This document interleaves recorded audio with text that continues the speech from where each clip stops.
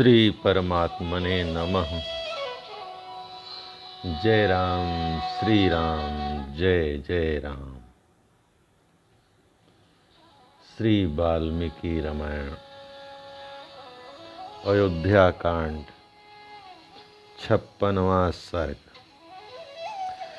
One की शोभा देखते दिखाते हुए श्री राम का चित्रकूट में पहुंचना। वाल्मीकि जी का दर्शन करके श्री राम की आज्ञा से लक्ष्मण द्वारा पर्णशाला का निर्माण तथा उसकी वास्तु शांति करके उन सबका कुटी में प्रवेश।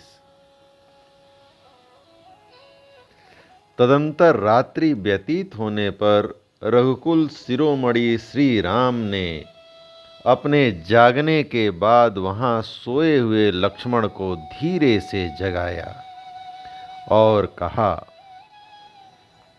शत्रुओं को संताप देने वाले सुमित्रा कुमार, मीठी बोली बोलने वाले सुक पिक आदि जंगली पक्षियों का कलरव सुनो। अब हम लोग यहाँ से प्रस्थान करें, क्योंकि प्रस्थान योग्य समय आ गया है। सोए हुए लक्ष्मण ने अपने बड़े भाई द्वारा ठीक समय पर जगा दिए जाने पर निद्रा, आलस्य तथा राह चलने की थकावट को दूर कर दिया। फिर सब लोग जाग उठे और यमुना नदी के शीतल जल में स्नान करके ऋषि मुनियों द्वारा सेवित चित्रकूट के उस मार्ग पर चल दिए। जय श्री राम। उस समय लक्ष्मण के साथ वहां से प्रस्थित हुए श्री राम ने कमल नयनी सीता से इस प्रकार कहा, हे विदेह राजनंदनी, इस बसंत ऋतु में सब ओर से खिले हुए इन पलाश वृक्षों को देखो।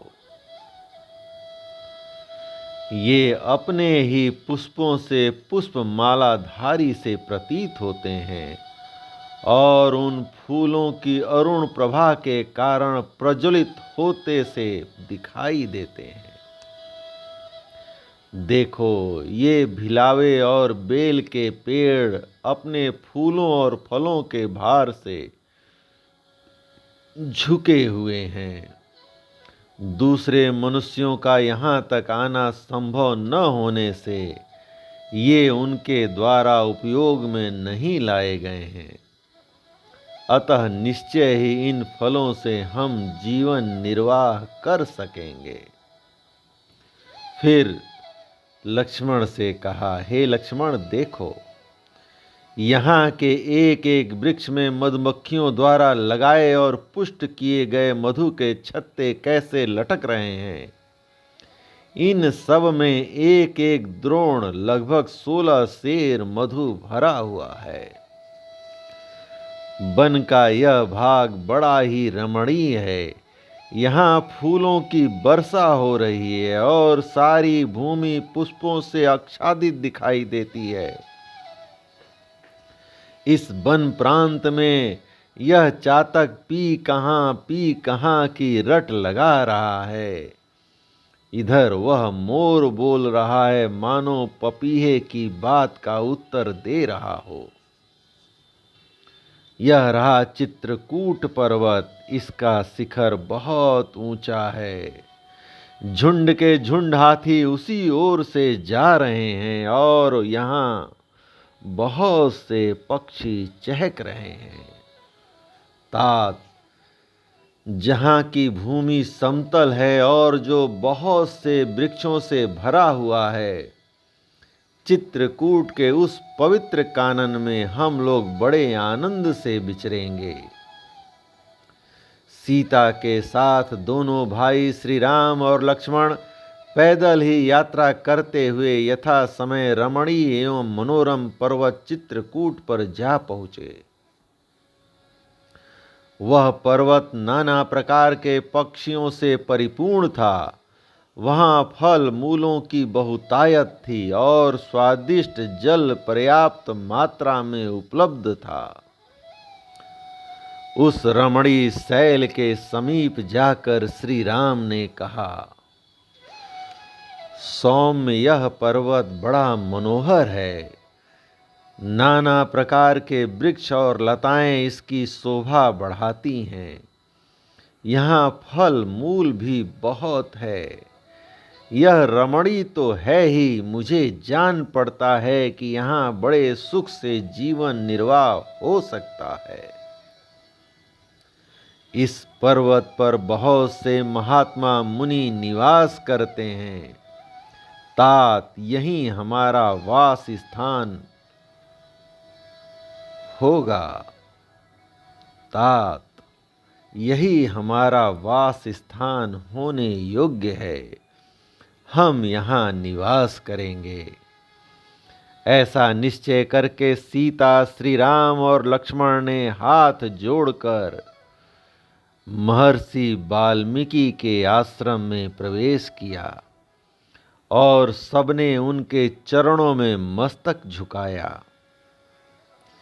धर्म को जानने वाले महर्षि उनके आगमन से बहुत प्रसन्न हुए और आप लोगों का स्वागत है, आइए बैठिए, ऐसा कहते हुए उन्होंने उनका आदर सत्कार किया। तदंतर महाबाहु भगवान श्री राम ने महर्षि को अपना यथोचित परिचय दिया और लक्ष्मण से कहा, सौम्य लक्ष्मण, तुम जंगल से अच्छी अच्छी मजबूत लकड़ियां ले आओ और रहने के लिए एक कुटी तैयार करो। यहीं निवास करने को मेरा जी चाहता है। श्री राम की यह बात सुनकर शत्रु दमन लक्ष्मण अनेक प्रकार के वृक्षों की डालियां काट लाए और उनके द्वारा एक पर्णशाला तैयार की।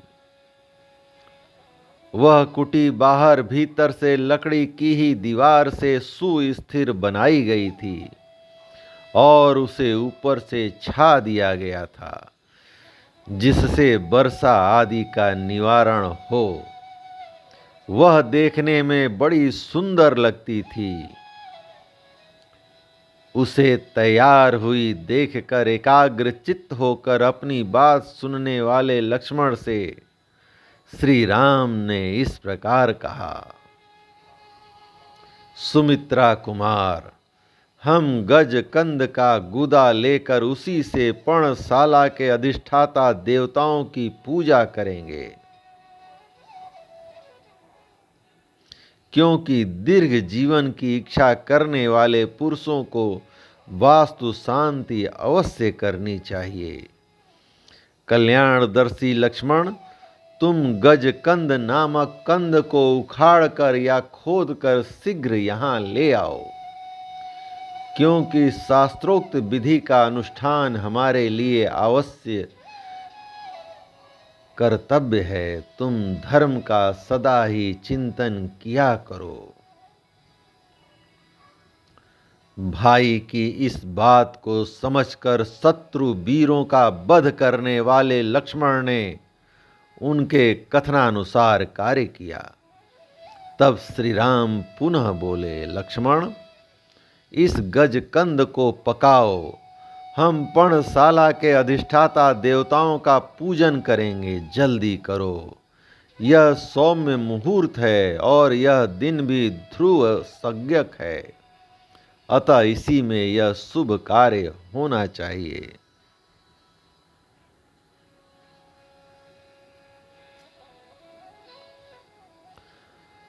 प्रतापी सुमित्रा कुमार लक्ष्मण ने पवित्र और काले छिलके वाले गजकंद को उखाड़कर प्रज्वलित आग में डाल दिया। रक्त विकार का नाश करने वाले उस गजकंद को भली भांति पका हुआ जानकर लक्ष्मण ने पुरुष सिंह श्री रघुनाथ जी से कहा, देवोपम तेजस्वी श्री रघुनाथ जी, यह काले छिलके वाला गजकंद जो बिगड़े हुए सभी अंगों को ठीक करने वाला है, मेरे द्वारा संपूर्णतः पका दिया गया है। अब आप वास्तु देवताओं का यजन कीजिए, क्योंकि आप इस कर्म में कुशल हैं। सद्गुण संपन्न तथा जप कर्म के ज्ञाता श्री रामचंद्र जी ने स्नान करके शौच संतोषादि नियमों के पालन पूर्वक संक्षेप से उन सभी मंत्रों का पाठ एवं जप किया जिनसे वास्तु यज्ञ की पूर्ति हो जाती है। समस्त देवताओं का पूजन करके पवित्र भाव से श्री राम ने पर्णकुटी में प्रवेश किया। उस समय अमित तेजस्वी श्री राम के मन में बड़ा आह्लाद हुआ। तत्पश्चात बलि वैश्रदेव कर्म रुद्र याग तथा वैष्णव याग करके श्री राम ने वास्तु दोष की शांति के लिए मंगल पाठ किया।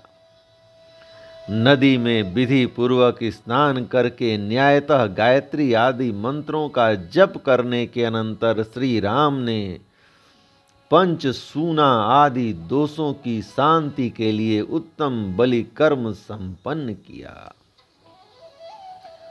रघुनाथ जी ने अपनी छोटी सी कुटी के अनुरूप ही वेदी स्थलों 8 दिक्पालों के लिए बलि समर्पण के स्थानों, चैत्यों, गणेश आदि के स्थानों, आयतनों, विष्णु आदि देवों के स्थानों का निर्माण एवं स्थापना की। वह मनोहर कुटी उपयुक्त स्थान पर बनी थी। उसे वृक्षों के पत्तों से छाया गया था और उसके भीतर प्रचंड वायु से बचने का पूरा प्रबंध था। सीता, लक्ष्मण और श्री राम सबने एक साथ उसमें निवास के लिए प्रवेश किया, ठीक वैसे ही जैसे देवता लोग सुधर्मा सभा में प्रवेश करते हैं। जय श्री राम। चित्रकूट पर्वत बड़ा ही रमणीय था। वहां उत्तम तीर्थों से सुशोभित माल्यवती मंदाकिनी नदी बह रही थी, जिसका बहुत से पशु पक्षी सेवन करते थे। उस पर्वत और नदी का सानिध्य पाकर श्री रामचंद्र जी को बड़ा हर्ष और आनंद हुआ। वे नगर से दूर वन में आने के कारण होने वाले कष्ट को भूल गए। श्री राम। इस प्रकार श्री वाल्मीकि निर्मित आर्ष रामायण आदि काव्य के अयोध्या कांड का 56वां सर्ग प्रभु श्री राम की कृपा से पूर्ण हुआ। जय राम, श्री राम, जय जय राम।